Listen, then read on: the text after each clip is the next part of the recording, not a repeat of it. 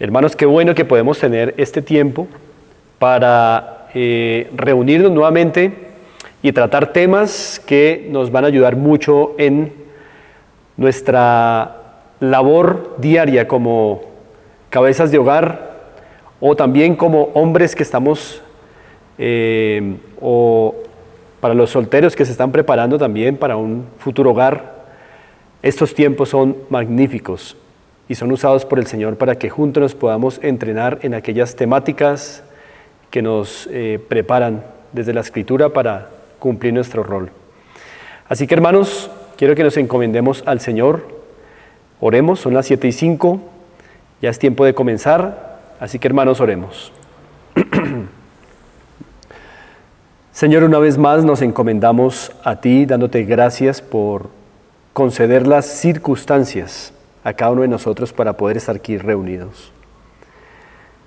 Queremos colocar este tiempo en tus manos, porque sabemos, Señor, que no va a ser palabra de hombres la que nos edifique en esta noche, sino tus palabras que son vivas y eficaces. Por lo cual, Señor, disponemos nuestros corazones, nuestras mentes, nuestros afectos y nuestros propósitos e intenciones ante ti en esta noche, suplicándote que en medio de nosotros nos trates, nos redargullas, nos instruyas, nos confrontes, debido al gran peso y el enorme privilegio que has colocado sobre nuestros hombros como varones tuyos. No es una función que podamos llevar en nuestras propias fuerzas, pero dotados de tu gracia, vamos a ir hacia adelante, Señor, por lo cual nos encomendamos a ti y usa particularmente estos minutos de instrucción, de reflexión, para que podamos, Señor, entender el intenso, sudorífico y glorioso ministerio de ser el Salvador de nuestras esposas. En el nombre del Señor Jesús nos encomendamos a ti. Amén. Bien, hermanos, quiero confirmar una vez más que me están escuchando bien. Sí, señor, muy bien. Bueno, hermanos, muchas gracias. Bien, entonces hemos venido tratando un tema muy importante durante estos últimos tiempos, estos últimos jueves, y es el tema del sacerdocio. Recordemos, hermanos, que cuando hablamos de sacerdocio, estamos utilizando aquella función bíblica en la cual Cristo, como modelo perfecto y como esposo de la iglesia, intercede y ejerce un papel director, un papel gobernante para beneficio de su esposa, que es la iglesia, y para gloria de Dios. Y cuando hablamos del sacerdocio de nosotros como hombres, lo estamos haciendo, hermanos, como se ha explicado en ocasiones anteriores, como lo hemos mencionado Jaiber y yo. Lo hacemos sobre la base de que la Escritura muestra que así como Cristo tiene un oficio sacerdotal con su esposa, también nosotros, los esposos, debemos ejercer un oficio sacerdotal emulando o copiando ese modelo de Cristo. Ese oficio sacerdotal involucra muchas funciones y ese oficio sacerdotal, hermanos, es una demanda de sacrificio de parte de nosotros. Así que, como se vio en las dos últimas charlas que tuvimos, hay varias funciones y hay una justificación bíblica por la cual cada varón debe ejercer un oficio sacerdotal en su hogar con respecto a su esposa y a sus hijos también. Solamente que en este momento estamos haciendo un énfasis especial en el oficio sacerdotal con respecto a la esposa. Ahora bien, hermanos, recordemos algo importante. y es el hecho de que como sacerdotes de nuestros hogares necesitamos entender cuáles son las funciones particulares que debemos ejercer. ¿Por qué es importante esto? Porque muchas veces el modelo de esposo que nosotros estamos llevando a nuestro hogar es un modelo no bíblico, no sacerdotal, de acuerdo con el modelo de Cristo, sino es un modelo más calcado o más copiado del mundo. Entonces, hermanos, cuando nosotros comenzamos a pensar cómo es un esposo en el mundo y cómo es un esposo bíblico, empezamos a notar unas enormes diferencias, pero también empezamos a notar otra cosa, que mucho de lo que somos en nuestros hogares es mucho más parecido al modelo de esposo en el mundo que al modelo bíblico sacerdotal que encontramos en las Escrituras. Así que es muy importante que durante todas estas charlas podamos al final identificar cuáles son aquellas funciones bíblicas que nos describen como sacerdotes y que en la práctica nos hacen sacerdotes en nuestro hogar. Ya hemos visto algunas a través de algunas argumentaciones bíblicas que hemos dado y aplicaciones también bíblicas. Sin embargo, hoy vamos a seguir avanzando en comprender ese oficio sacerdotal. Así que, hermanos, para comenzar, quisiera aclarar un hecho bíblico. Cuando el Señor quiere mostrar una verdad, o más bien, el Señor, al haber mostrado sus verdades en la Escritura, Él se ha asegurado de que esas verdades lleguen a nuestra vida por lo menos de dos maneras. Es decir, en las verdades bíblicas, el Señor las ha diseñado de tal manera, el Señor las ha dado de tal manera, que lleguen a nuestro corazón, que penetren a nuestra alma, que inunden nuestra mente, y lo ha hecho principalmente de dos maneras. Es decir, el Señor se asegura de dos maneras que sus verdades lleguen a nuestra vida totalmente comprensibles en estas dos formas. Primera, a través de argumentación doctrinal. Por eso en las Escrituras, hermanos, por eso en la Biblia, encontramos que muchas de las verdades bíblicas que el Señor quiere que nosotros asumamos, muchas de las verdades bíblicas que el Señor quiere que nosotros asimilemos, están dadas en la Escritura a través de tratados doctrinales, a través de argumentación doctrinal. ¿Y eso qué exige de nosotros? Estudio, meditación, reflexión, un método inductivo, es decir, hacerle preguntas al texto, para que podamos llegar cada vez más cerca al corazón de una verdad bíblica. Entonces, una de las formas, hermanos, en que Dios se ha asegurado que sus verdades llegarán a nuestra vida asimiladas, es a través de haberlas dejado con argumentación doctrinal, que exige de nuestra parte estudios. Sin embargo, otra forma en que el Señor también ha dado sus verdades a su pueblo, a ustedes y a mí, no es solamente a través de argumentación doctrinal, también a través de narrativas e ilustraciones en donde esas verdades se ven vívidas en la vida de algún personaje.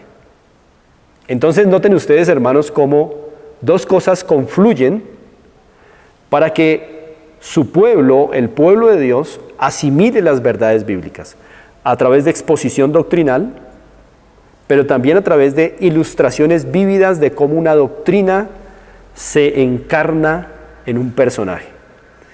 Dicho de manera más sencilla, la teoría y la práctica son las dos formas en que en la Escritura asimilamos una verdad. Es decir, teoría doctrinal e ilustraciones prácticas de cómo una verdad se lleva a cabo. ¿Por qué es importante recordar esto? Porque tenemos que entender, hermanos, cómo es que ustedes y yo aprendemos.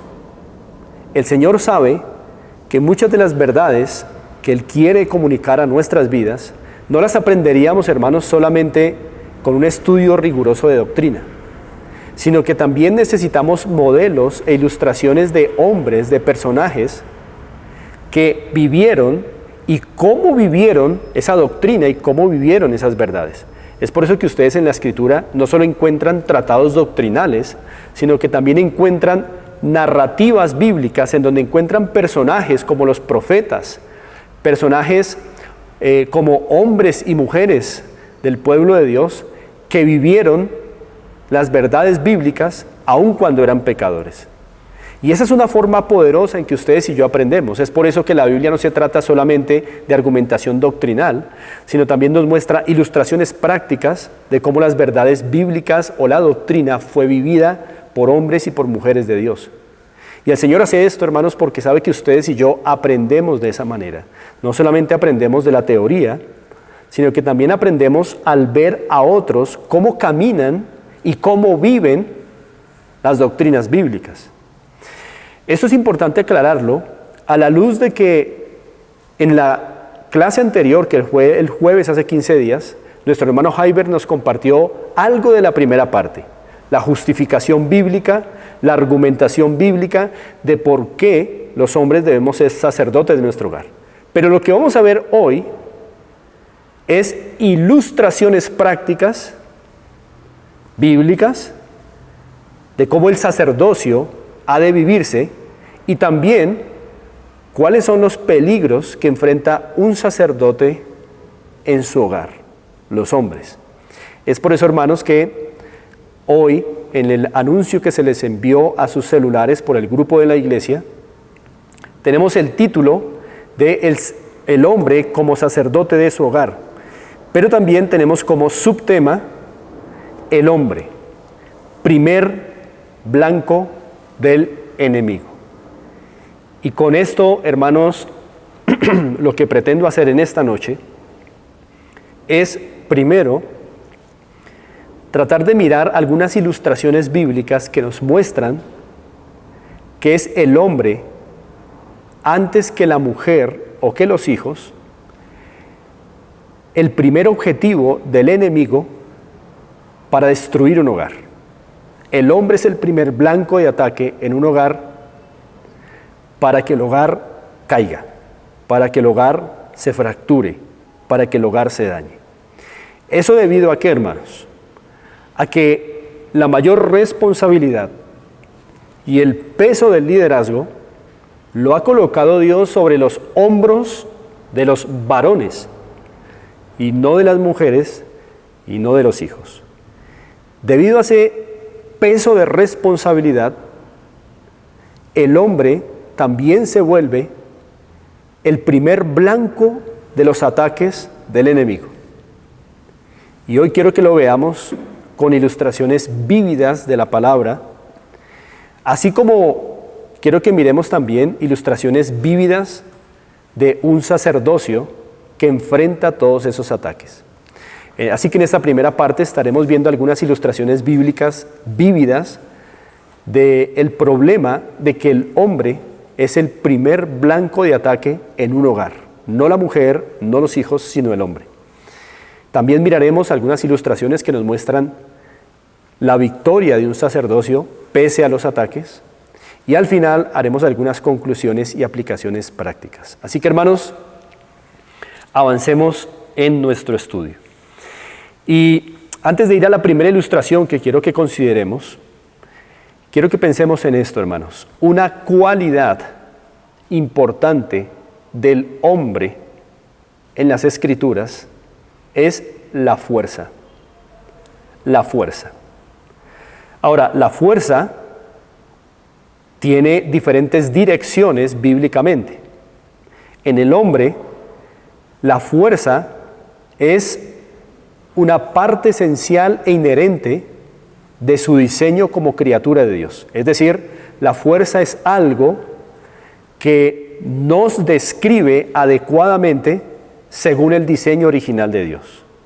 Por eso las Escrituras al referirse al hombre, hablan de su fuerza física, hablan de su fuerza de liderazgo, hablan de su fuerza mental, hablan de su fuerza afectiva, hablan de su fuerza sexual, y todo esto nos describe el hecho o nos comunica la idea de que un elemento esencial al hombre es la fuerza, cosa que no ocurre con la mujer. Esto no quiere decir que la mujer sea débil en el mal sentido de la expresión, pero sí significa que la mujer es más frágil y que no cuenta con las cualificaciones de fortaleza con las cuales fue hecho el hombre. Ahora bien, si la fuerza en las Escrituras es el elemento que mejor describe al hombre, vuelvo y reitero, la fuerza en esas diferentes dimensiones que la Escritura muestra, fuerza física, fuerza mental, fuerza de liderazgo, la fuerza sexual y todas esas otras dimensiones de la fuerza en el hombre. Si la fuerza es esa cosa que describe mejor al hombre, entonces el ataque contra el hombre va a consistir en disminuir, socavar o destruir esa fuerza. Así que toda vez, hermanos, que hay un hombre debilitado, hay un hombre atacado, porque la fuerza describe al hombre. Hermanos, esta tesis quiero que esté presente a lo largo de nuestros minutos en esta noche. La fuerza, bíblicamente, describe al hombre como diseño de Dios. Así que todos los ataques que el hombre pueda recibir siempre van dirigidos a socavar, disminuir o destruir su fuerza, por lo cual todo hombre debilitado es un hombre bajo ataque, es un hombre atacado, y con él todo su pequeño imperio también va a caer. Así que, hermanos, quiero invitarles a Números. Vamos a ir al libro de Números y quiero que nos ubiquemos en un relato muy interesante que aparece en el capítulo 22. Números capítulo 22. Vamos a ir a Números capítulo 22.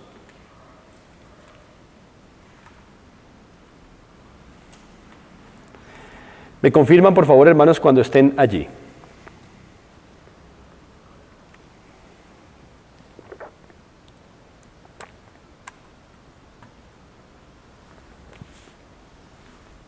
Sí, señor. Muy bien, Números capítulo 22. Este es un relato extenso, por lo cual no vamos a leerlo todo, pero sí vamos a leer por lo menos los 7 primeros versículos que nos van a colocar en contexto. ¿Cuál es mi propósito al traerlos a Números 22 y ver aquí este suceso? Mi propósito es que podamos observar cómo la Escritura nos enseña con ilustraciones vívidas por qué el hombre es objeto y es objeto primario de los ataques del enemigo. El hombre es el blanco primario de los ataques del enemigo. Y esto sigue siendo verdad hoy para ustedes y para mí. Por eso es importante que vengamos a una de las varias ilustraciones que hay sobre este asunto en las Escrituras.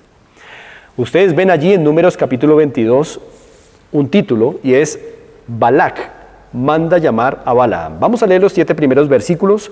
Voy a leerlo a favor de ustedes, pero por favor les ruego que muy atentamente ustedes me sigan allí en sus hogares. Dice el capítulo 22 de Números así: partieron los hijos de Israel, es decir, habían salido de Egipto, y acamparon en los campos de Moab junto al Jordán, frente a Jericó. Y vio Balac, hijo de Zippor, todo lo que Israel había hecho al amorreo. Y Moab tuvo gran temor a causa del pueblo, porque era mucho. Y se angustió Moab a causa de los hijos de Israel. Y dijo Moab a los ancianos de Madián: ahora lamerá esta gente todos nuestros contornos, como lame el buey la grama del campo. Y Balac, hijo de Zippor, era entonces rey de Moab. Entonces tenemos un gran personaje en este relato que es Balac. Balac es rey de Moab, y Balac, como rey de Moab, está muy angustiado porque ve venir al pueblo de Israel que ha salido de Egipto y que en el camino ha destruido a todos sus enemigos. Realmente ha sido Dios quien ha destruido a todos sus enemigos. Pero Balac entiende que Israel ha venido destruyendo, venciendo a todos sus enemigos en el camino, y que próximamente van a venir a pasar por Moab y seguramente los van a destruir también. Así que hay un rey preocupado por el futuro suyo y de su nación, a la cual reina, por lo que ha escuchado que Dios viene haciendo con Israel. Continuemos, verso 5. Por tanto, envió mensajeros a Balaam, hijo de Beor, en Petor, que está junto al río, en la tierra de los hijos de su pueblo, para que lo llamasen, diciendo: un pueblo ha salido de Egipto, y he aquí cubre la faz de la tierra y habita delante de mí. Ven pues ahora, te ruego, maldíceme este pueblo, porque es más fuerte que yo. Quizá yo pueda herirlo y echarlo de la tierra, pues yo sé que el que tú bendigas será bendito, y el que tú maldigas será maldito. Fueron los ancianos de Moab y los ancianos de Madián con las dádivas de adivinación en su mano, y llegaron a Balaam y le dijeron las palabras de Balac. Muy bien. Estos primeros versículos son suficientes para darnos un contexto de todo lo que va a pasar. Entonces ya vimos que hay un rey angustiado por el trayecto que viene trayendo Israel, destruyendo a sus enemigos, y el próximo enemigo es Moab. Así que el rey Balac, rey de Moab, está angustiado. En su angustia, lo que acabamos de leer es que él busca a un personaje muy extraño que en las Escrituras se llama Balaam. Es una especie de profeta, y digo especie porque todavía no está definido exactamente qué es Balaam. Y Balac, lo único que quiere de Balaam, a quien reconoce como un hombre cuyas palabras son eficaces, maldiga a Israel, porque Balac entiende que si un hombre como Balaam maldice a Israel, entonces Balac va a poder enfrentarlo y va a poder destruirlo, porque está bajo una maldición de alguien cuyas palabras son eficaces. Es por eso que digo, es una especie de profeta, pero podemos ver en las Escrituras que no es un profeta fiel al Señor, aunque la Biblia lo muestra como una especie de profeta, pero un profeta muy extraño. Y lo que hace extraño a Balaam es que, por un lado, ustedes lo van a ver en el relato intentando obedecer a Dios, intentando decir lo que Dios le dice que haga, pero por otro lado lo ven como un hombre perverso que ama el precio de la maldad, lo cual vamos a ver. Así que no vamos a leer todo lo restante porque es bien amplio, pero seguramente ustedes harán memoria de lo que voy a recordarles. Balac manda llamar a Balaam, y la respuesta de Balaam a los mensajeros de Balac es: no puedo ir a menos de que Jehová me lo indique y me lo permita. Uno ve esas expresiones y uno piensa, bueno, Balaam parece ser un profeta de Dios. Es un profeta muy extraño y también muy engañoso a la vez. Así que, ante la negativa de Balaam de aceptar la oferta de Balac para maldecir a Israel, Balac aumenta el premio, aumenta las riquezas que van a ser el pago por la labor que Balaam desempeñaría, maldecir a Israel. Y Balaam consulta a Dios, y Dios mismo le da permiso de ir, pero luego Dios mismo le muestra a Balaam que está enojado con él porque ha ido. Eso es algo muy interesante, no tenemos el tiempo ahorita de discutir estos aspectos de la soberanía de Dios, pero es interesante que aún los impíos están bajo el control absoluto de Dios, como estos extraños profetas como Balaam. Falsos profetas, podríamos decir también. Dios mismo conduce a Balaam hacia Balac, pero Dios mismo está enojado y va a mostrar su ira hacia Balaam por haber ido. Así entonces, cuando se da el encuentro entre el rey de Moab y Balaam, Balac le expresa todo su propósito al haberlo llamado y le ofrece grande recompensa monetaria si maldice a Israel. Tres veces Balaam le dijo a Balac que él no podía hablar más allá de lo que Jehová le dijera. Sin embargo, hizo 3 veces el intento de maldecir a Israel y el Señor colocó en su corazón palabras de bendición. 3 veces bendijo a Israel. 3 veces el rey de Moab se enojó y la tercera vez su enojo fue tan grande que lo expulsó, lo envió hacia su pueblo nuevamente. Ahora bien, quiero que vayan conmigo a otro versículo. En Números capítulo 24. Y ubíquense allí en el verso 25, por favor. Números 24, 25. Allí podemos leer lo siguiente, dice así. Entonces se levantó Balaam y se fue, y volvió a su lugar, y también Balac se fue por su camino. Ahora, el verso 25 es la conclusión de lo que pasó después de que Dios no permitiera que este extraño profeta llamado Balaam maldijera a Israel, sino lo que hizo fue bendecir a Israel, porque Dios lo obligó a bendecir a Israel. Y cada uno entonces tomó su camino. Balac se fue enfurecido y Balaam, este falso profeta, vuelve a su tierra. Ahora quiero que miren el versículo 1 del capítulo 25, que es el que va ahí inmediatamente. Dice el versículo 1 del capítulo 25: moraba Israel en Sittim, y el pueblo empezó a fornicar con las hijas de Moab. Verso 2: las cuales invitaban al pueblo a los sacrificios de sus dioses, y el pueblo comió y se inclinó a sus dioses. Amados hermanos, quiero que noten algo muy extraño aquí. Hasta el final del verso 24, Israel tiene la victoria. Dios ha decretado bendición sobre Israel. Israel está en el desierto, está acampado allí, ha vencido a sus enemigos. Y finalmente, el capítulo 24 de Números describe una derrota para Balac, que no pudo maldecir a Israel, una derrota para Balaam, que tampoco en sus varios intentos pudo maldecir a Israel. Así que todo está tan maravilloso para Israel en Números 24, pero luego, sin una aparente explicación, todo se echa al piso en el capítulo 25. Es como si faltara algo entre el final del capítulo 24 de Números y el comienzo del capítulo 25 de Números. Falta una pieza.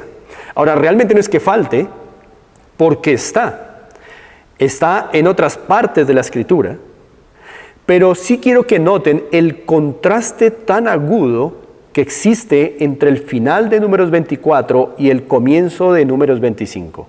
Hasta Números 24, el pueblo de Israel ha sido objeto del decreto de Dios de ser bendecido, y ya en el capítulo 25, este Israel es derrotado por mujeres. ¿Qué pasó con ese Israel bendecido? Quiero que miremos parte de la respuesta más adelante en Números capítulo 31.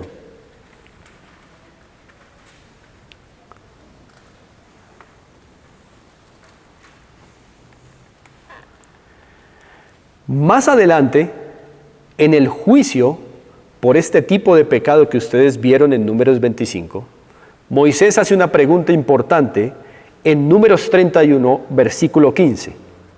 La pregunta es esta. Y les dijo Moisés: ¿por qué habéis dejado con vida a todas las mujeres? ¿Por qué habéis dejado con vida a todas las mujeres? ¿A qué se está refiriendo Moisés? Miremos el verso 16. He aquí, por consejo de Balaam, noten eso. Ellas, es decir, las mujeres moabitas, ellas fueron causa de que los hijos de Israel prevaricasen contra Jehová en lo tocante a este Dios falso llamado Baal Peor, por lo que hubo mortandad en la congregación de Jehová. Quiero que revisemos otra vez el verso 16. He aquí, por consejo de Balaam, ellas, es decir, las mujeres extranjeras, fueron causa, importantísimo, fueron causa de que los hijos de Israel prevaricasen contra Jehová y cayesen en idolatría. Amados hermanos, aquí encontramos parte de esa pieza que nos describe lo que pasó entre el final del capítulo 24 de Números y el comienzo del capítulo 35. Ustedes vieron que en el capítulo 24 Balac y Balaam simplemente tomaron sus caminos y no pasó nada. Pero la Escritura describe una perversa conversación, un perverso consejo que dio Balaam antes de irse. Voy a parafrasear y voy a hacer vívido el momento para que podamos entender qué es lo que pasó. Es como si Balaam hubiera, en sus últimos minutos de hablar con Balac antes de separarse, es como si hubiera dicho: mira, Balac, contra este pueblo no hay agüero que funcione, no hay maldición que funcione. He intentado varias veces maldecir a este pueblo y no se ha podido, pero hay una forma en que este pueblo puede ser destruido y yo te voy a dar este consejo. Envía mujeres hermosas, moabitas, seductoras, que reduzcan la fuerza de los hombres en Israel, y verás cómo en un instante, al destruirse en los hombres, el pueblo caerá y se debilitará. Amados hermanos, eso es a lo que se refiere aquí Moisés cuando dice que por consejo de Balaam, estas mujeres fueron causa de tropiezo para el pueblo de Israel. Ahora, vamos completando esa pieza que aparentemente falta ya entre Números 24 y 25. Quiero que me acompañen por favor a Apocalipsis. Vamos a ir a Apocalipsis. Nos ubicamos en el capítulo 2. Vamos a ir a Apocalipsis capítulo 2. ¿Algún hermano que por favor me confirme que ya están allí? Apocalipsis capítulo 2. Sí, Señor. Muy bien, vamos entonces a ubicarnos en el versículo 14 de Apocalipsis capítulo 2. Apocalipsis 2:14. En Apocalipsis 2:14 encontramos un reproche del Señor Jesucristo a la iglesia que se encuentra en Pérgamo. Y es interesante que en este reproche sale Balaam y Balac mencionados. Vamos a leer el verso 14, dice así: pero tengo unas pocas cosas contra ti, que tienes ahí a los que retienen la doctrina de Balaam, que enseñaba Balac a poner tropiezo ante los hijos de Israel, a comer de cosas sacrificadas a los ídolos y a cometer fornicación. Noten entonces que en Números 31 Moisés dice que lo que hizo Balaam fue aconsejar a Balac. Ya aquí en Apocalipsis 2 las palabras de Cristo son más fuertes. No solo aconsejó, sino ¿qué hizo Balaam con Balac? No solo aconsejó, sino también ¿qué hizo? ¿Notan ahí el verbo? Enseñaba a Balac. Enseñaba a Balac. Amados hermanos, así entonces encontramos de manera precisa y clara la pieza que nos explica cómo en Números 24 todo parece ir tan bien y de repente en el capítulo 25 todo se fue para el piso. Y la pieza nos indica que Balaam sabía que lo único que iba a debilitar al pueblo de Israel, en vista de que Dios había decretado bendición para ese pueblo, era seducir a los hombres y socavar su fuerza, debilitarlos. Y hermanos, cuando el hombre se debilita, el pueblo cae.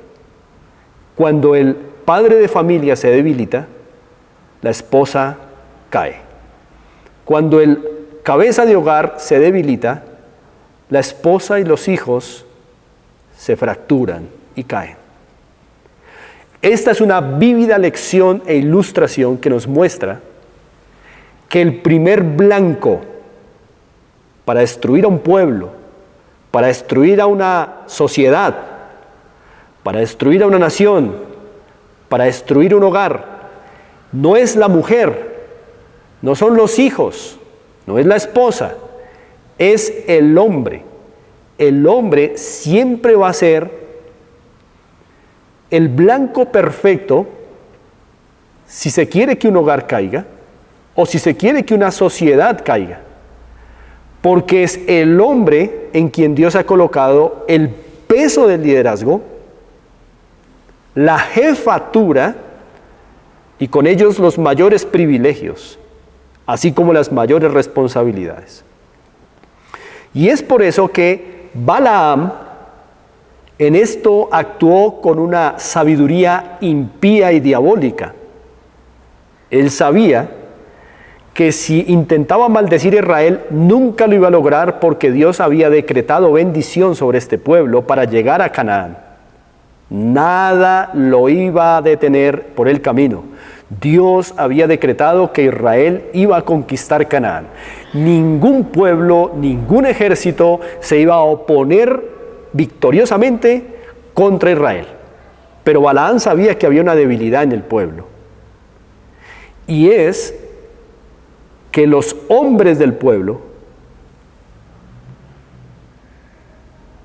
con una artimaña, con una ardid, con una trampa, podían ver socavada su fuerza.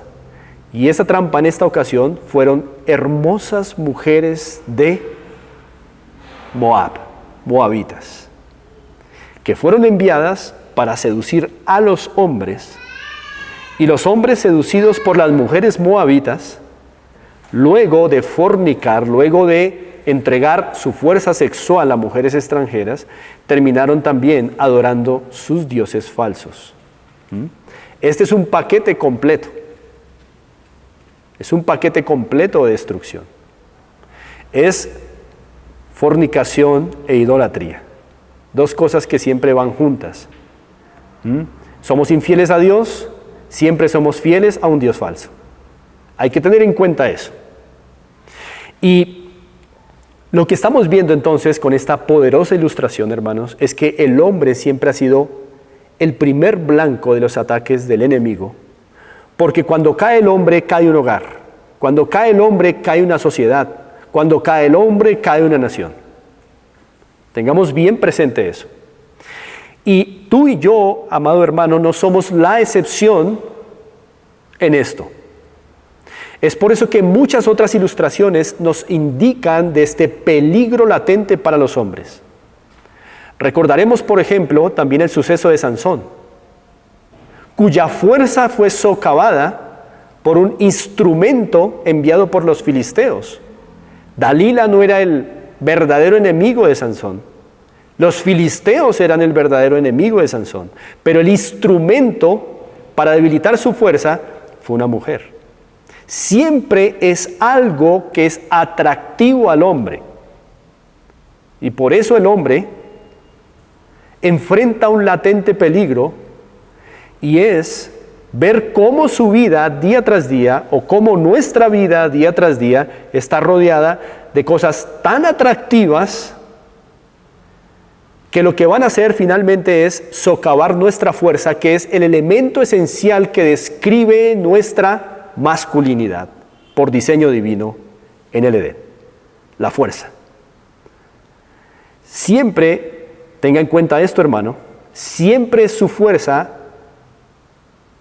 la que es objeto del deseo de Satanás, del mundo y de su propia carne, su fuerza. Eso es lo que se tiene en mente, su fuerza. Si se debilita tu fuerza, si se debilita mi fuerza como hombre, entonces caemos y con nosotros caen las demás piezas, sean las piezas del hogar, sean las piezas de una sociedad, sean las piezas de una nación. Así que, amados hermanos, esto es de tomárnoslo muy en serio. No es la esposa y no son los hijos en un hogar los que son el primer objeto o blanco del ataque del enemigo. Siempre es el hombre, siempre eres tú, hermano, y siempre soy yo.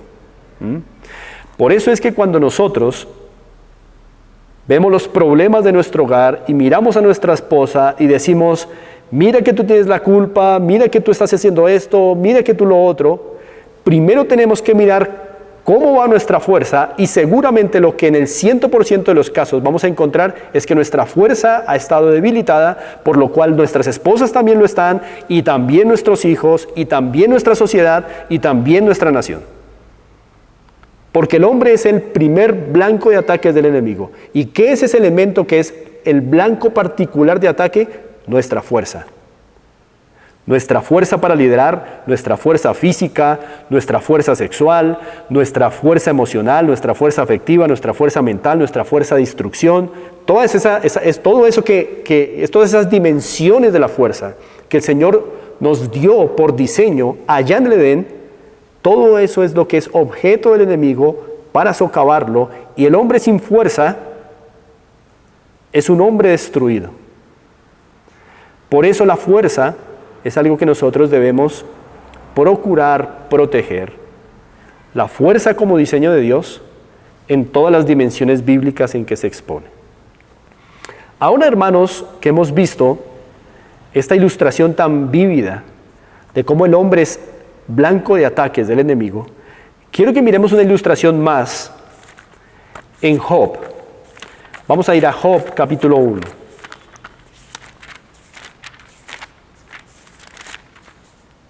Job capítulo 1.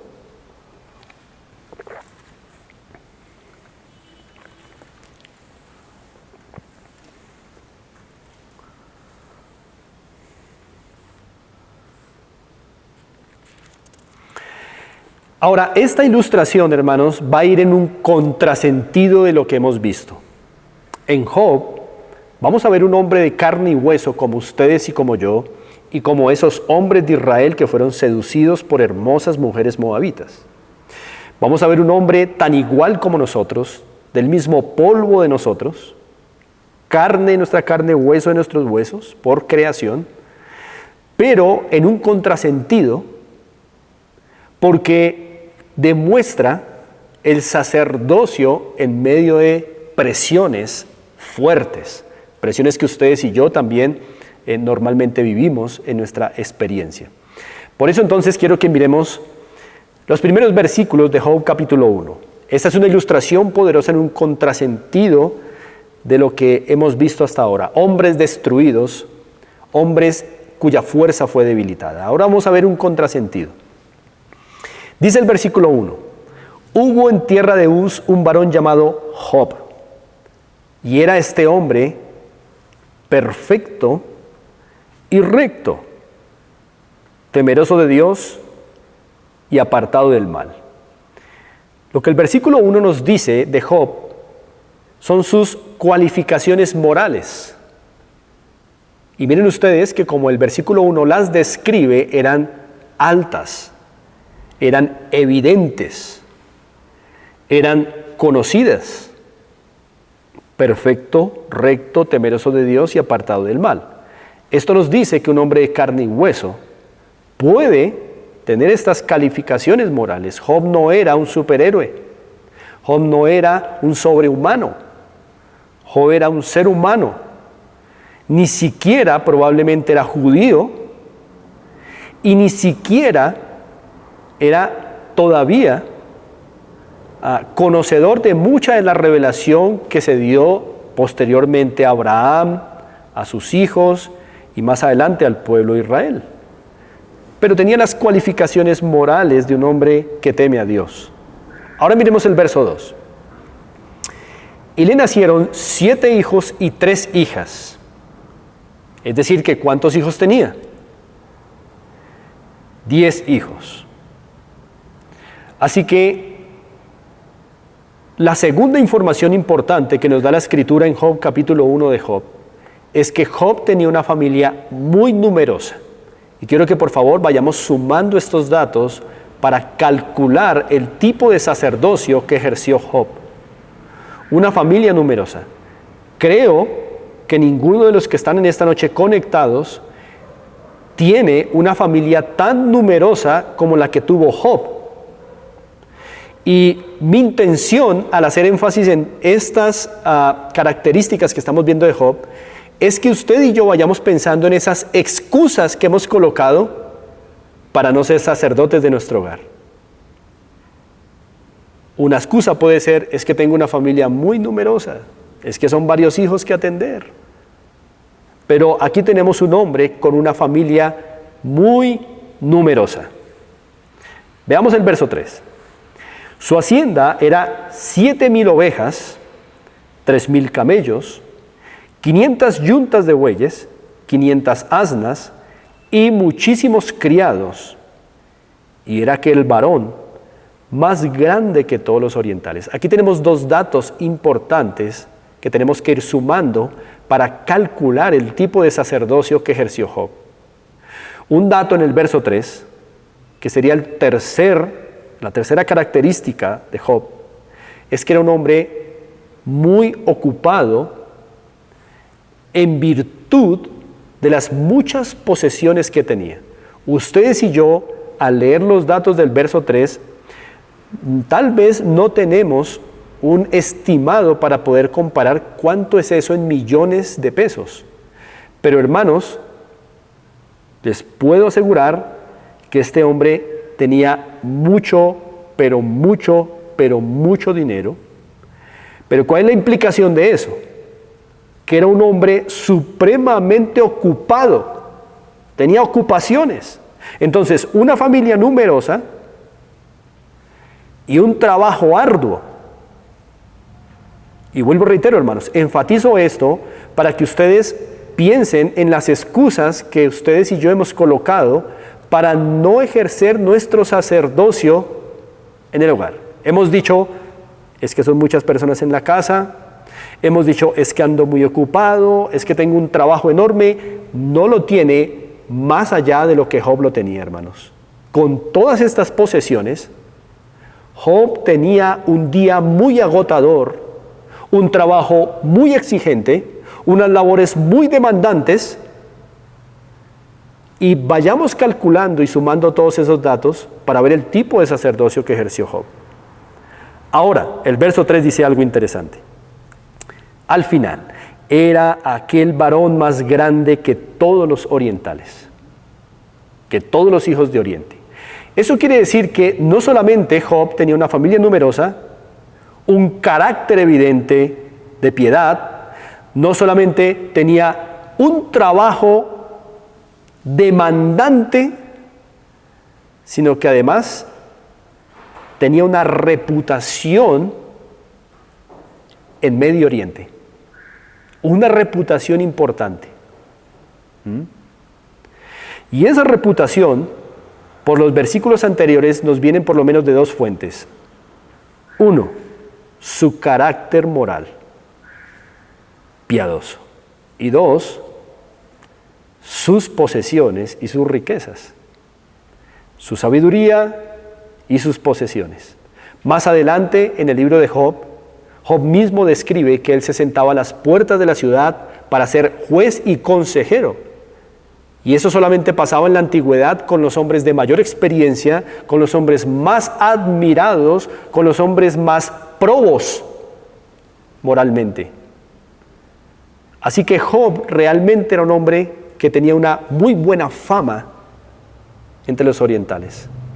Y hermanos, cuando hay una familia tan numerosa, cuando hay un trabajo tan demandante y cuando hay una posición tan amplia como esta, es difícil tener adoración familiar. Es difícil hallar espacio para guiar a la esposa y guiar a los hijos en el hogar. Pero amados hermanos, miremos el verso 4, ¿qué pasaba con Job? E iban sus hijos y hacían banquetes en sus casas, cada uno en su día, es decir, su cumpleaños muy probablemente, y enviaban a llamar a sus 3 hermanas para que comiesen y bebiesen con ellos. Verso 5. Y acontecía que habiendo pasado en turno los días del convite, Job enviaba y los santificaba y se levantaba ¿a qué horas? De mañana, y ofrecía holocaustos conforme al número de todos ellos, porque decía Job, y miren cuál era la preocupación de Job, no era sus posesiones, no era su trabajo, sino era la salud espiritual de su hogar. Quizá habrán pecado mis hijos y habrán blasfemado contra Dios en sus corazones. De esta manera hacía ¿cuántos días? Todos los días. ¿Cómo un hombre puede atender el pecado de su hogar como sacerdote, como intercesor, con sacrificios? Eso es un trabajo sacerdotal.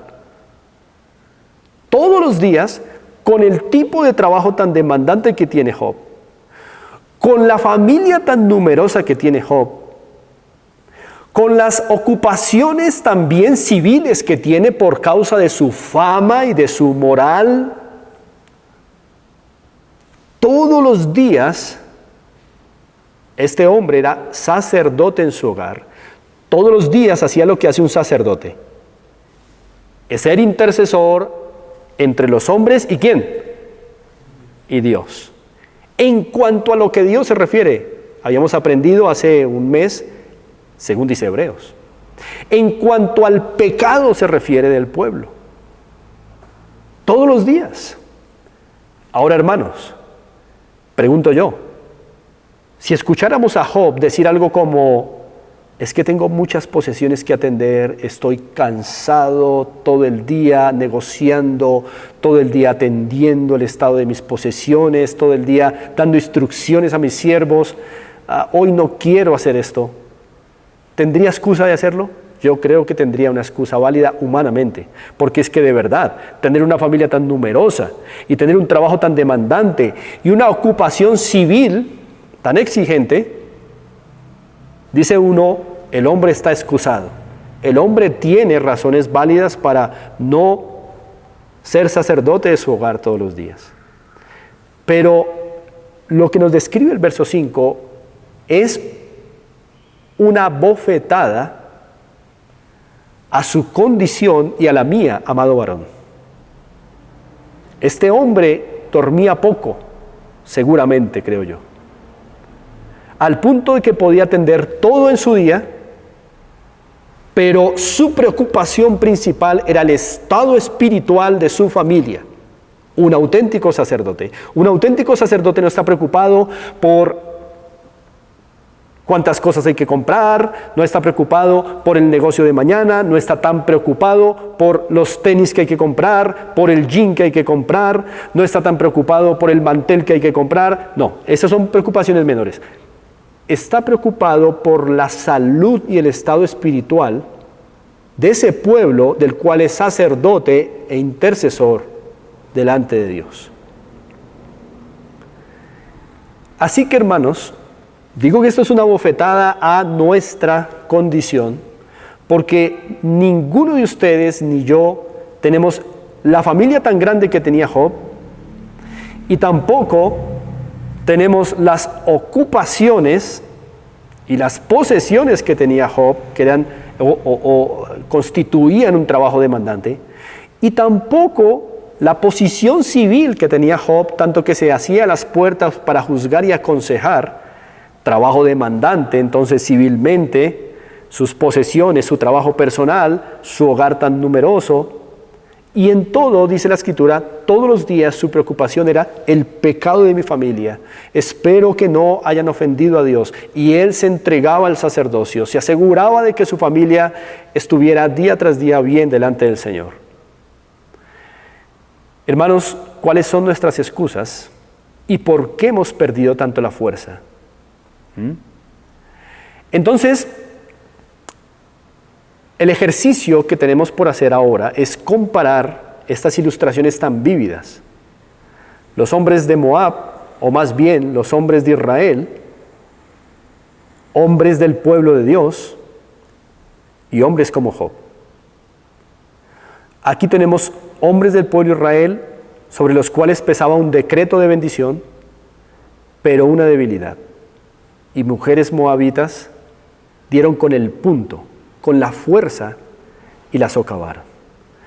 Tenemos un hombre como Job, que tenía miles de situaciones a su alrededor que podrían excusarle de ser un sacerdote fiel todos los días de su hogar, pero sin embargo conservó su fuerza, no la entregó y no la vendió, al punto de que incluso si quisiéramos compararlo con los hombres de Israel, más adelante Job dice: hice pacto con mis ojos para no mirar a una mujer que no sea mi esposa, es decir, a una virgen. Eso lo dice Job más adelante. Así que es un hombre normal, es un hombre como los de Israel, es un hombre como usted y como yo, pero que no entregó su fuerza, la característica básica y esencial con la que fue hecho el hombre desde el Edén: la fuerza.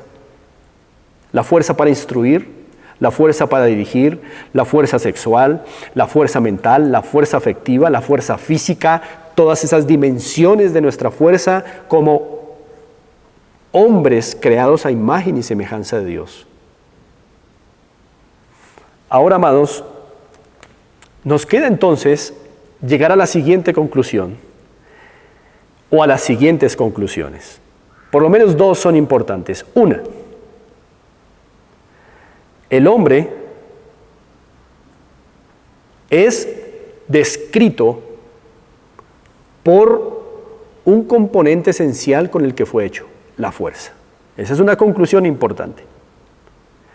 Segundo, debido a que la fuerza del hombre es su característica esencial, el enemigo intentará atacar ese componente esencial del hombre, que es la fuerza. Tercero,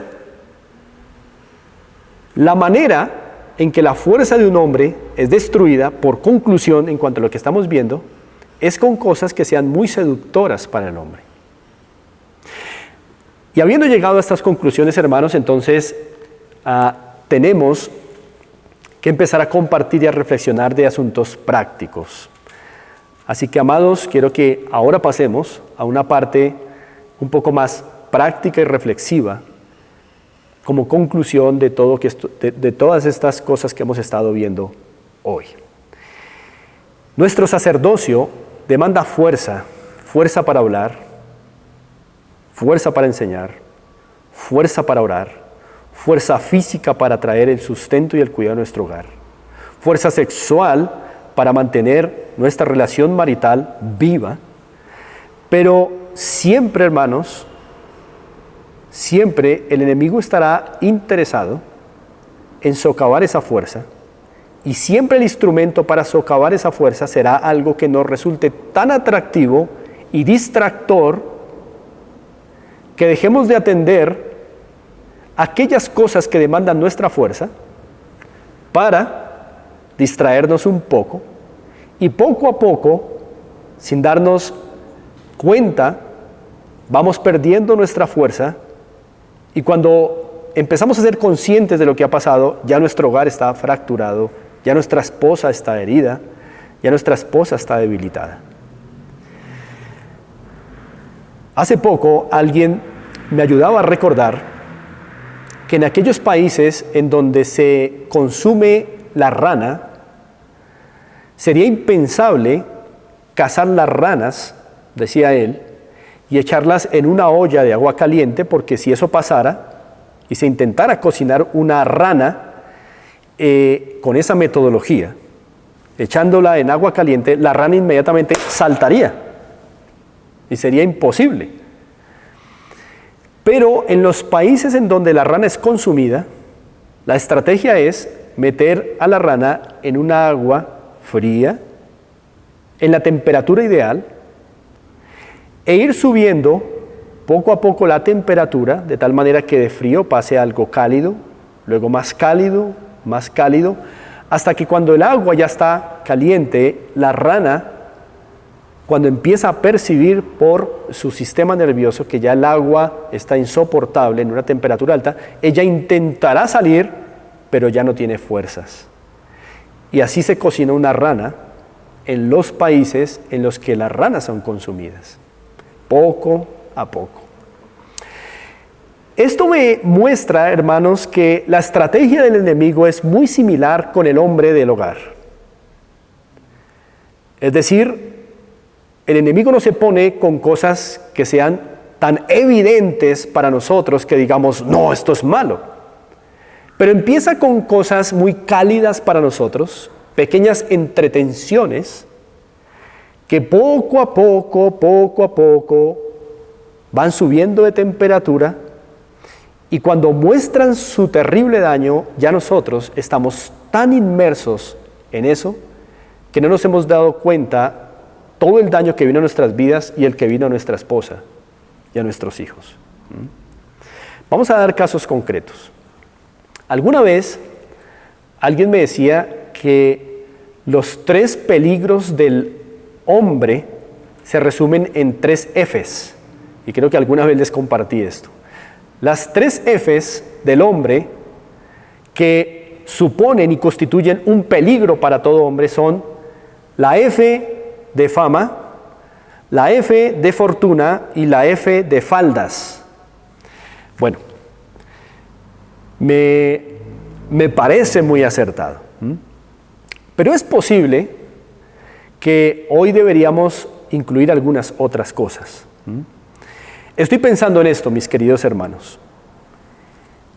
¿Cuál es esa agua caliente tan sutil, o más bien esa agua adecuada tan sutil en la que somos inmersos y nos sentimos tan agradados que luego cuando está hirviendo ya no tenemos fuerzas para salir? Hermanos, hay pequeñas cosas y no en todos los casos es igual, pero tenemos que tener cuidado con esos pequeños instrumentos del enemigo que nos están debilitando en nuestra casa y que están haciendo que nuestro sacerdocio pierda fuerza, y con esa fuerza perdida se pierde el sacerdocio. Hay muchas maneras en que actualmente los hombres estamos perdiendo la batalla de la fuerza, de la masculinidad. Y una de las que más evidentemente están debilitando al hombre actualmente es el entretenimiento. El entretenimiento. El entretenimiento está minando la fuerza de los hombres aún dentro del pueblo de Dios. Así como a esos hombres de Israel fuertes y bendecidos, a los cuales Balaam no pudo maldecir. Pero mujeres hermosas moabitas les sedujeron, los arruinaron física y espiritualmente. Así podríamos decir metafóricamente, hermosas y atractivas mujeres moabitas están entrando a nuestro hogar, y a veces, no metafóricamente, a veces es realmente una mujer la que está minando nuestra fuerza, que no es nuestra esposa. Tengamos cuidado. Pero metafóricamente también puede ser una atractiva mujer moabita que el enemigo está enviando, muy hermosa, muy atractiva, y que nos está minando y quitando la fuerza. El entretenimiento es uno. El hombre de hoy sueña con llegar a su hogar después de una ardua jornada laboral, o desconectarse de su trabajo, hoy tendríamos que hablar en esos términos, y lo único que quiere el hombre es no oír de la esposa, no oír de los hijos, no tener que hablarle a la familia, no tener que dirigirles, no tener que averiguar, no tener que estar preocupado por la salud y el estado de las ovejas, sino lo único que quiere el hombre es que nadie lo moleste y que haya un buen sofá y una buena comida traída al sofá y un buen televisor de 40 o más pulgadas al frente en el que pueda canalear y entretenerse con la música que sale ahí, entretenerse con las novelas que salen ahí, entretenerse con las series que salen ahí, en fin. El hombre sentado en ese sillón no se está dando cuenta, como la rana en países en donde es consumida, no se está dando cuenta como el agua se está calentando y debilitando su fuerza. El hombre sentado en ese sillón no se está dando cuenta cómo se está arruinando su sacerdocio y su familia. Está allí frente al televisor, entretenido. Si no es el televisor, es algo en el celular. Allí está el Facebook que nos demanda 2 horas diarias. Qué rico llegar del trabajo cansados y tener una enorme cama bien tendida y poner una almohada ahí y sentarnos a mirar el Facebook. 1 hora, otra hora en WhatsApp, otra hora en YouTube y se nos fue el día. 3 horas en las que una esposa no fue atendida, 3 horas en las que unos hijos no fueron atendidos, 3 horas en las que el pecado de la casa no fue atendido y enfrentado, y así cosas atractivas se van incrustando en el corazón del hombre y vamos dejando 1 semana, 2 semanas, 1 mes, 1 semestre, 1 año, y hogares fracturados cada vez más y más salen a la luz por causa de que la fuerza del hombre está siendo minada. Aquí hay solteros. Y los solteros, al no tener esposa e hijos, por supuesto, pueden pensar que estos son cosas que primeramente aplican más bien a los esposos y padres. Pero déjenme decirles un par de cosas, amados hermanos solteros. Que la fuerza con la que tú llegues a tu matrimonio será la fuerza que hayas ahorrado ahora como soltero. Tu fuerza laboral, tu fuerza física, tu fuerza financiera, tu fuerza mental, tu dominio y fuerza en el alma, en tus afectos, en tu matrimonio, dirán mucho de lo que has ahorrado ahora como soltero.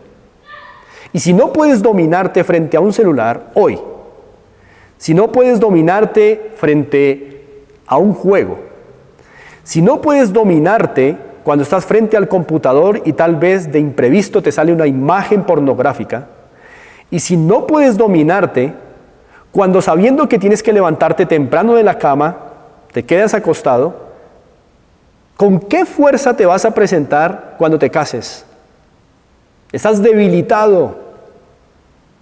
Al contrario, si desarrollas tu fuerza física para trabajar, si desarrollas tu fuerza mental para aprovecharte de la palabra de Dios y enseñar en tu iglesia, enseñar a tus hermanos menores, enseñar a tu madre, mostrarle algunas cosas a tu padre, entonces estás desarrollando la fuerza mental, la fuerza de liderazgo que se te demandará un día. Si puedes dominar el tiempo que inviertes en jugar y decir, jugaré solamente tanto tiempo o revisaré mis cosas solamente en tales horarios, pero que no entregues ni vendas tu fuerza, entonces estás ahorrando buena fuerza para cuando te cases. Pero amados hermanos que ya tenemos hogares, hermanos que ya tenemos familias, tenemos que detectar hoy qué cosas están minando nuestra fuerza. El entretenimiento. Yo no estoy diciendo, hermanos, que sea malo ver televisión.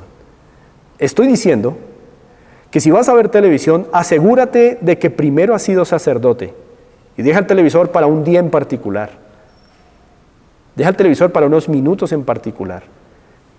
Tu llamado no es a ver televisión, Tu llamado no es a revisar el Facebook, tu llamado no es a contestar todos los mensajes de WhatsApp, tu llamado es ser sacerdote de tu esposa, de tu hogar. Ese es tu llamado.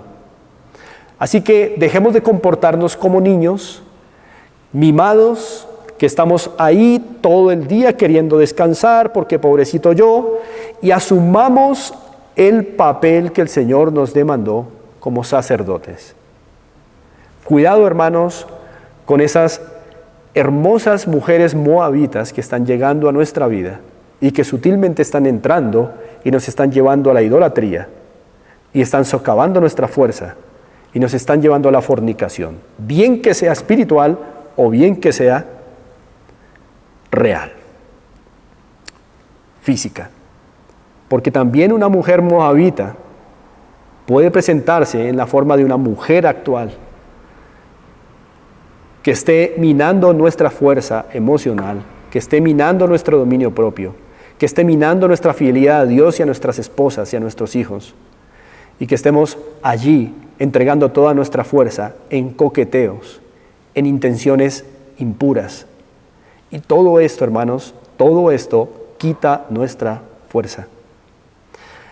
Así que, hermanos, tengamos cuidado con esas distracciones, con esas mujeres moabitas, que aunque seamos un pueblo bendecido por el Señor, aunque seamos el pueblo de la gracia de Dios como lo fuese Israel en el desierto, aunque Dios ha decretado sobre nosotros bendición, sin embargo, cuidado, todavía pequeñas zorras, pequeñas cosas pueden entrar a nuestra vida y socavar nuestra fuerza. Recordemos, hermanos, que la carne no se alimenta de grandes bocados. La carne se alimenta de bocados muy pequeños y para ella eso es suficiente. Y de pequeños bocados en pequeños bocados, grandes tragedias se ven en nuestras vidas y en nuestros hogares. Amados hermanos, quisiera poder escucharles si hay algún hermano que tenga alguna pregunta o que tenga algún comentario o también alguna idea en cuanto a cómo actualmente pequeñas cosas pueden seducirnos, como esas mujeres moabitas sedujeron al pueblo de Israel, a los hombres. ¿Qué cosas nos están seduciendo hoy con las que tenemos que tener cuidado? Así que quisiera saber si hay alguien que tenga alguna pregunta, algún comentario, algún aporte que hacer a esta discusión de esta noche. Pueden hacerlo.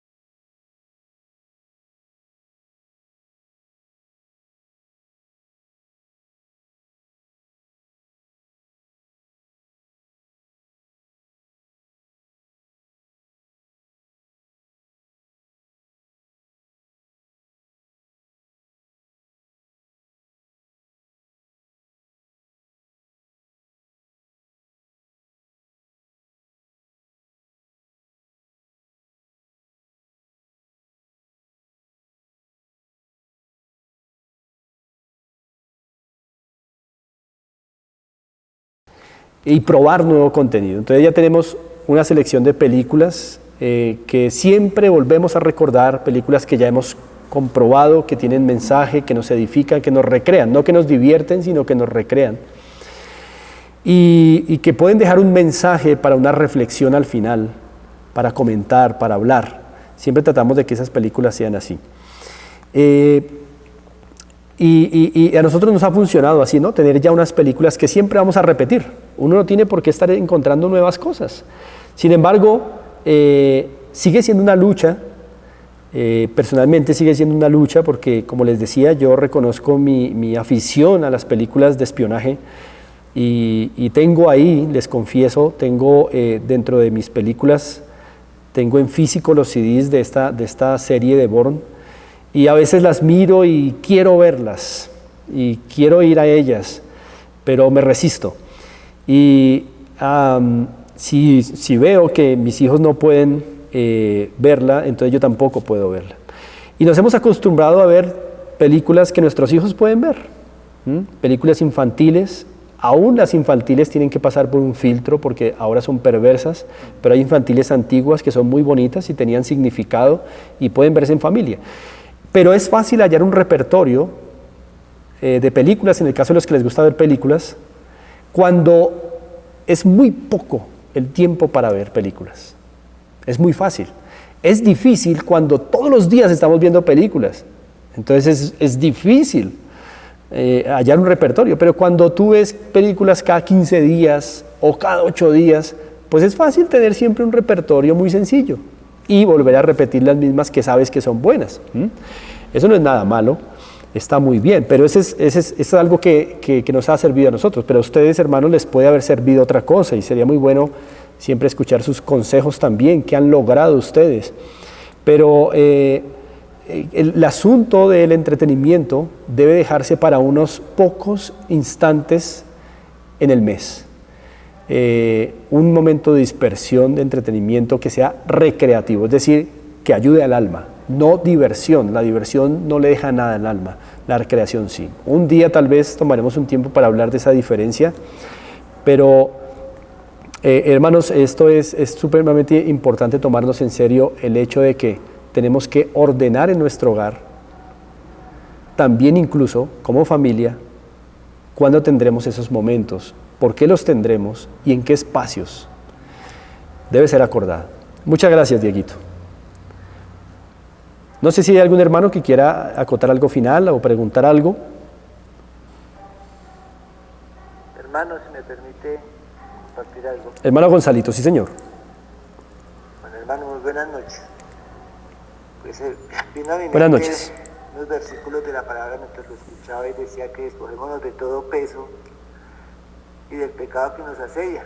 Cada uno sabemos cuál es nuestra lucha, hay algunos que no tenemos, no será el entretenimiento, habrá otras, cada uno lo sabemos. Delante del Señor, el Señor es el lado del Espíritu Santo.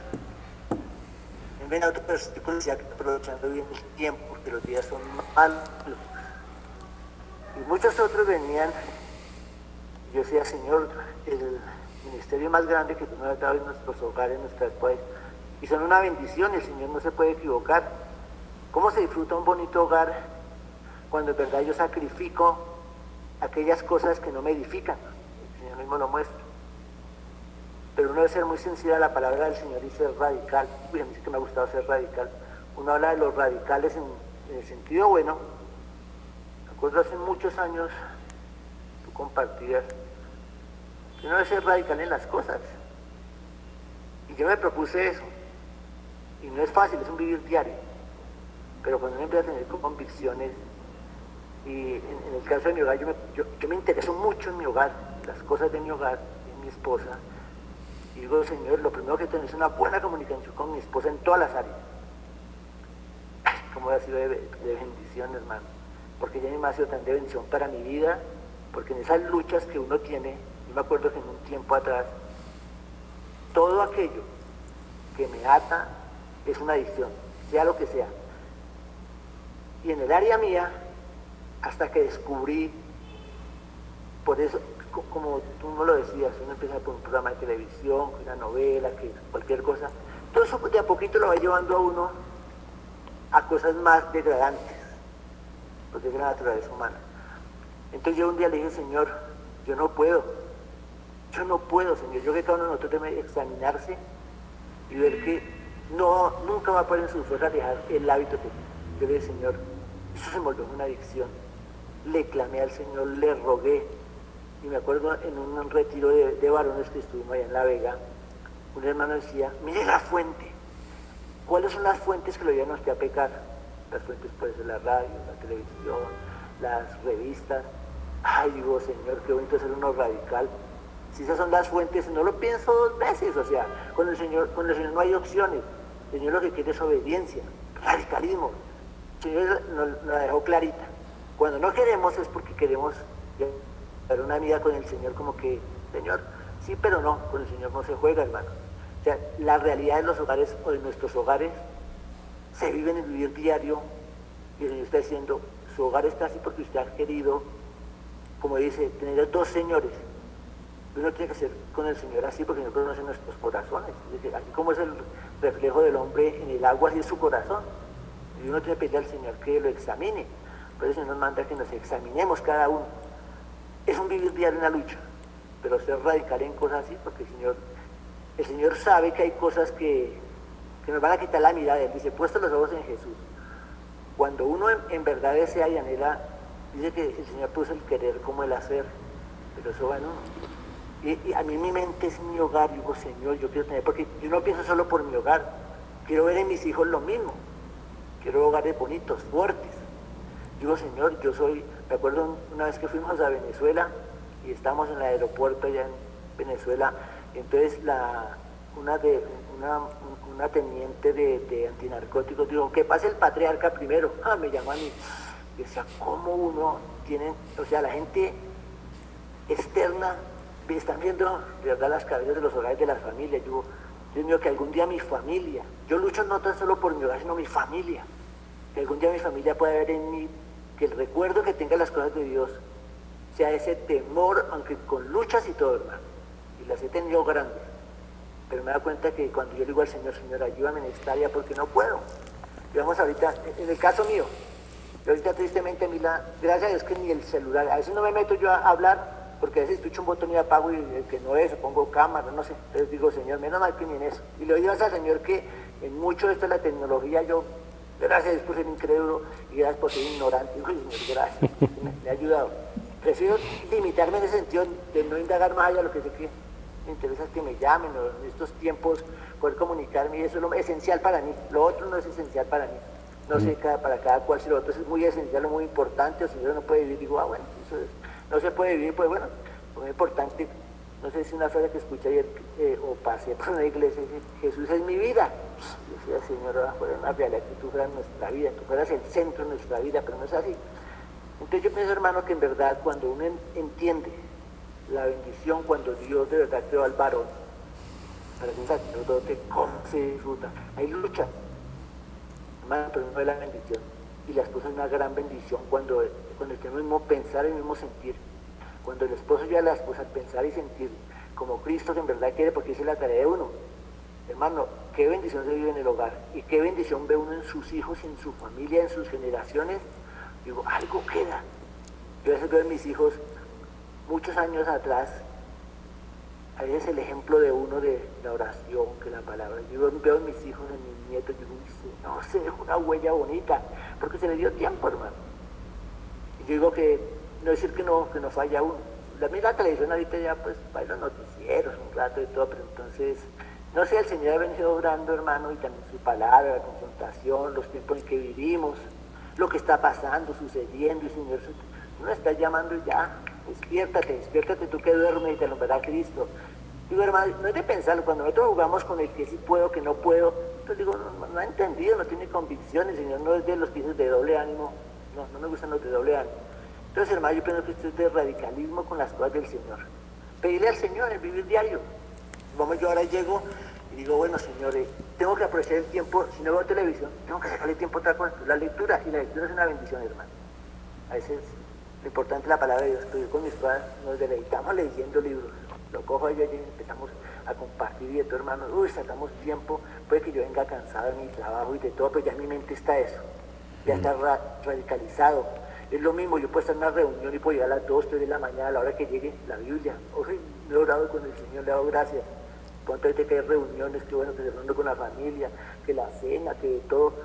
Entonces todo eso lo ven mis hijos, lo ven mi esposa y dice, uy, hay algo bonito que en verdad ya está en uno, o sea, uno necesita de hacerlo porque el creyente ya vive eso, porque esa es su esencia. Entonces, hermano, yo que hoy de verdad que el Señor nos muestre con su palabra, ya que tienen que venir pensamientos de su palabra, y el Señor para mí dice, sí, digamos, a mí, ahorita para mí es el trabajo, y uy, Señor, yo me estoy trabajando mucho, pero también tengo que sacrificarme a pesar de mi trabajo, sacar tiempo. Le saco tiempo y me deleita, hermano, porque el Señor le da a uno las fuerzas para todo, como tú lo dijiste. Hermano, yo soy de los que me puedo levantar a las 5 de la mañana y a las 7 estoy dando otra, pero llego a mi casa y digo, o sea, que fuera, las tiene papito y a ver, a compartir, a hablar. Yo hablo mucho con mi esposa. Pues con mi esposa no, o sea, con mi esposa no somos de los que... Hay momentos en que callamos, pero hay momentos en que yo me encanta mucho tratar con ella. Y mis hijos lo saben. Entonces, hermano, yo pienso que uno debe trabajar en pensar que es algo valioso, ese tesoro, ese ministerio que nos dio. Trabajemos en ese ministerio y va a traer bendición, porque a veces las cosas seculares, hermanos, sí nos quieren como adormizar. Pero no, hermano, yo pienso que en verdad no hemos entendido, se nos ha hablado no una ni dos veces, prioridad, después de Dios, ¿quién? Ya lo sabemos. ¿Cuántos años? Yo llevo 28 años, de 28 años, yo 15, 16 años que la familia, y yo digo, Señor, ¿por qué tanto la familia, que el hogar, que la familia? Hermano, yo le trabajo. Hay veces que uno como que quiere botar la toalla, pero el Señor está moldeando a uno, a la paciencia, al persevere, y que persevera alcanza. Entonces, en esto de perseverar, en esto de cambiar, no es tanto la atlética, a raíz es su hogar, la relación con el Señor, cómo está su hogar, si le doy tiempo. Mire, hermano, yo dejé muchas, a eso uno no. Yo, hermanos que les gusta mucho el deporte, he visto hermanos que han acabado más el deporte, han amado más el deporte que su esposa y sus hijos. A mí se me presenta ahorita oportunidades que me llaman de Pintuco, de Corona, que para especializarme, yo ese tiempo no lo puedo perder. Prefiero no tener más experiencia, más conocimiento en cuanto a de mi trabajo, prefiero hacer a mi esposa en tiempo y hablar con ella. Entonces muchos de nosotros, me acuerdo de un hermano que me decía, hermano, ¿sabes qué? Me metí a un gimnasio, yo le dije, hermano, piénselo, usted está bien así. No, me metí a un gimnasio, hermano, me metí a un gimnasio y dije, el tiempo es su esposa, hermano, entonces ¿cuál es el tiempo? Muchos de nosotros sacamos cosas que, hermano, no nos van a beneficiar para nuestra relación. No es decir que es malo hacer deporte, pero si hay momentos en que uno tiene que decir, hermana, muchas cosas no. Yo he dejado muchas cosas, porque digo, no, hay otras cosas más importantes. Entonces, que en verdad yo no ayudo a ser radicales, porque de aquí podemos salir mucho hoy lo mismo y pasan 20 años, no, ya uno tiene que ser radical. Cosas que tienen que quedarme en mi corazón, y ya hasta aquí llegó, Señor, con tu ayuda. Esta adicción no la puedo, Señor, con tu ayuda. Y el Señor lo va a hacer, hermano. Bueno, gracias, hermano. Muchas gracias, Gonzalito, como siempre, hermano, por sus comentarios y experiencias de vida que nos ayudan mucho y nos refuerzan las enseñanzas, hermano. Muchas gracias. Bueno, mis amados, son las 9 de la noche, es tiempo ya de culminar. Así que muchas gracias a todos mis hermanos varones, mucho ánimo en el Señor. Quiero hacer una oración final, orando por ustedes, orando por mí mismo, ustedes orando por mí, orando los unos por los otros, hermanos, porque como varones tenemos un gran peso sobre nuestros hombros de privilegio y de responsabilidad. Y la gracia también, que nos ayuda a llevar ese peso de tal manera que, como el Señor dijo, esta es una carga, pero es una carga ligera. El señorío de Cristo es una carga ligera. Así que sometámonos al Señor, oremos los unos por los otros. Y ánimo, hermanos, oremos. Señor, te damos gracias por este tiempo que nos has permitido como varones. Sigue nutriéndonos, sigue guiando, direccionando nuestros tiempos como hombres. Usa poderosamente tu palabra, que es eficaz, para que el entendimiento de nosotros como hombres sea renovado, sea transformado, Señor. No podemos perder la fuerza que nos has dado. Antes necesitamos incrementarla. Por eso, Señor, gracias porque nos recuerdas que hemos de ejercitarnos para la piedad, porque el ejercicio físico para poco aprovecha, pero la piedad para todo aprovecha. Así que, Señor, concédenos ejercitarnos para la piedad como sacerdotes en nuestros hogares. En Cristo Jesús te adoramos, nos encomendamos a ti, Señor. Amén. Amados hermanos, muy buena noche. Espero que tengan un buen descanso hoy y que afirmemos nuestras vidas en la roca que es la palabra de Dios. Ánimo.